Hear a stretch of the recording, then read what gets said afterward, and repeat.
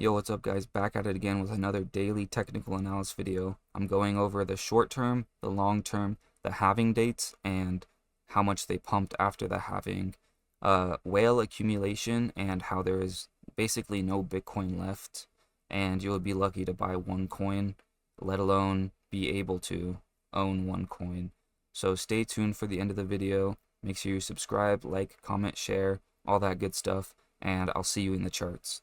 Alright guys, so the first thing I want to show you on the charts is the halving dates.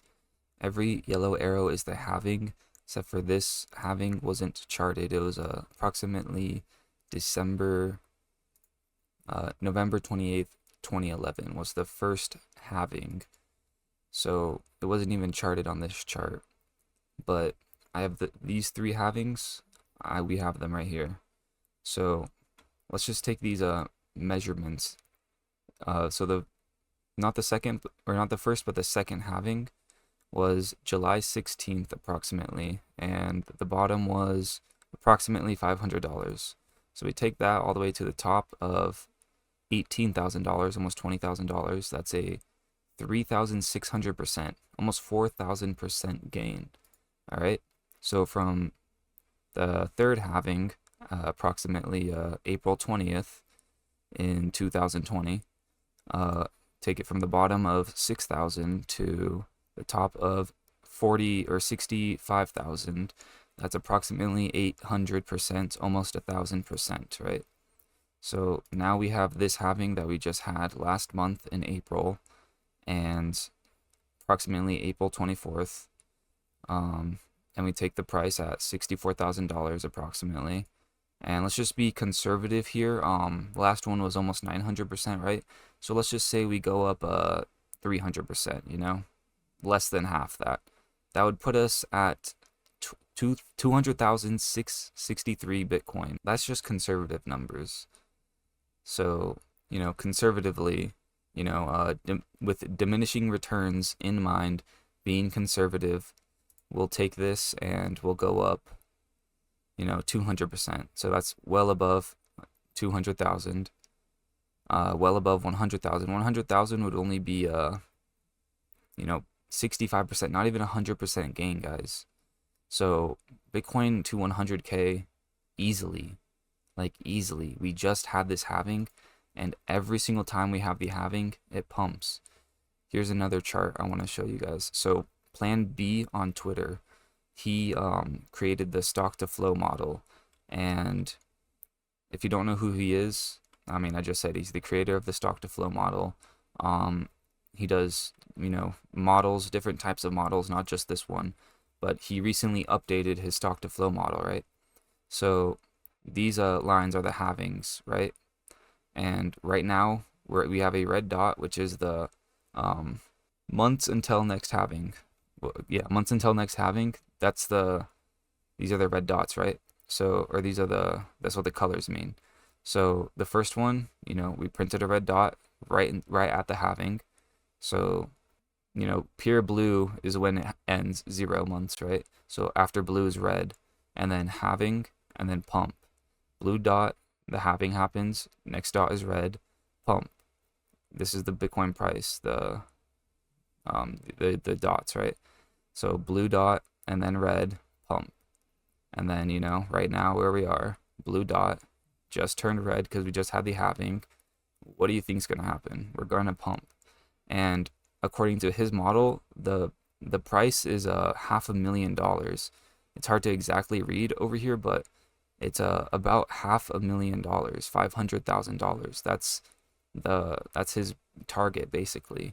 And the model you know, stays true to that, and stays true to this model is based off of the stock to flow, right? So it's based on the supply of Bitcoin versus the demand of Bitcoin.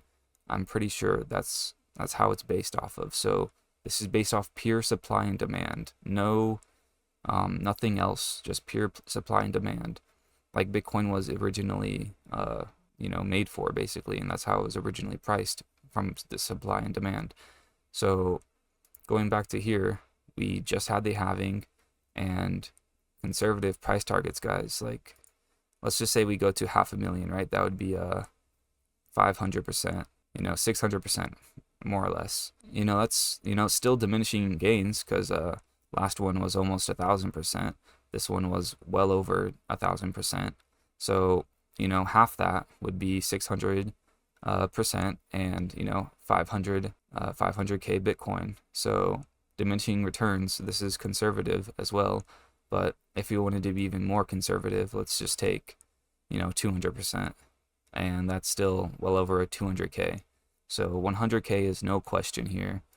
There is no doubt in my mind, and according to Plan B stock to flow, 100k is just it's literally the next move, and then there's infinite room to go up above 100k. So I mean, according to this, 500,000 is the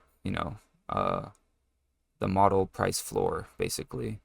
So 500k is well likely this cycle. Literally this cycle. It might sound insane, but so does 100k to most people. So that's just a long-term, the halvings price prediction that I have cooked up for you guys. So going back to the short term, the present moment, this ascending triangle that we're trading in, this looks crazy. We've been trading up and down because mainly because it's the weekend and there's not a lot of traders because traditional markets are closed. So we're trading up and down right on the, now it's resistance because we can't break above it, but it was the support line of this triangle. So we're trading up and down, and with super low volume, we can't really say, but this is a decent amount of volume when it was going down. So I think it's more likely to go down. And then the technical price target, I just pulled this from here to be a little conservative, and it would be around 64k. And Plan B actually made a video of his stock to flow model saying that 64k is like the bottom, or I think he said like 60k or something like that. Go watch his video. He has a YouTube channel. Obviously, his Twitter is right here. You need to follow this guy because he's a goat. But yeah, so the technical price target is 64k. So we could go down to 64k, which is about a 5% move. Nothing too big to trade, honestly. Like, I wouldn't short that at all. Way too risky, honestly. But it'd be a good time to buy right here to start a long position, or just buy in general down here. And then we can look at some new TA and new chart patterns. But this is just what we've been trading in since what is this? Since May 20th, or yeah, May 20th. Yeah. So even before then, we've been trading this for a whole week, a little bit over, and we could break it soon, and it could be invalid, and we might have to rechart again.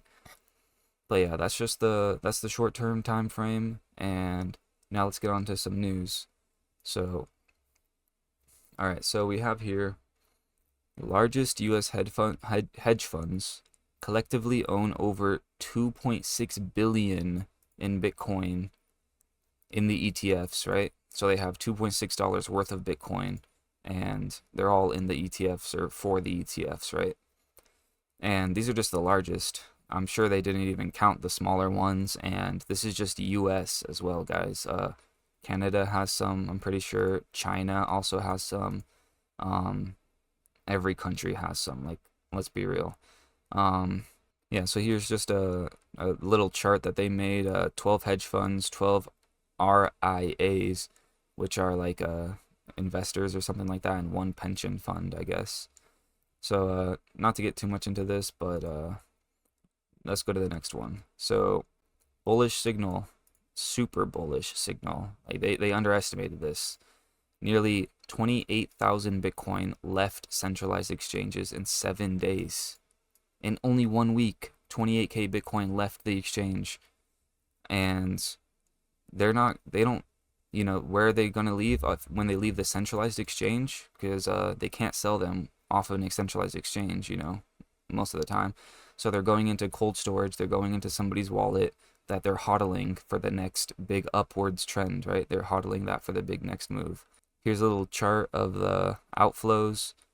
and can't really see it probably, but nothing too important in here, just a lot of talk. But let's move on to the next one. So BlackRock, Fidelity, Bitwise, Bitcoin ETFs grab 205 million from New York RIAs, and those are just registered investment advisors. So they're just people with a lot of money, rich people, literally, that probably manage other people's money too, right? So 205 million might sound like a little amount, but that's not a little amount. Like, I don't know anybody with even $1 million that can just buy Bitcoin, or you know like that's a lot of money, you know. And this is why the news gets slept on, because you see 205 million compared to like this 2 billion, 2.6 billion, and you're like, oh, that's nothing, that's not even gonna move the price. But most of the time, these ETF holders and whales, they're buying over the counter, so it can't move the price. And you know the only way to find out is on-chain data, seeing the inflows and outflows of the wallet. And the only time the price can move is if it's bought on a centralized exchange, not over the counter. Um, so yeah, let's just uh, let's just move on to the next one. Venezuela goes dark on mining to ease grid overload. So, I don't live in Venezuela.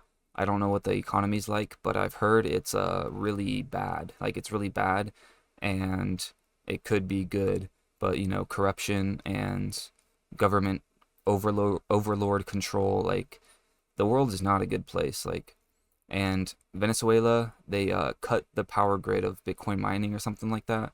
So basically, normal people there can't even mine Bitcoin, because I think their power grid is so bad that they can't even withstand the mining of the Bitcoin, the energy it needs. So, like, they haven't updated their power grid in decades, I think. I heard, and it's just super bad. Like, hyperinflation and economic instability. So yeah, and they banned all crypto mining farms from the national grid. Apparently, they banned it, so you can't even do it legally. You can't mine Bitcoin, which is just computer running a code. Like, this world is this world is insane. They're literally gatekeeping the wealth, and they're gatekeeping normal people from getting money, basically. And it's not nice. It's not a nice world to live in. Outside of the U.S., we're lucky, honestly, that we can make so much money here. We can do relatively everything here, and the government's corrupt, sure, but like, definitely not as corrupt as other countries and stuff like that. Yeah, so just to wrap it up, the Bitcoin halving dates, we've only had 4 halvings so far, guys. Ever since 2012, the very first halving, we've only had 3 more after that, and Bitcoin is already on track to hit 100K just from 4 halvings.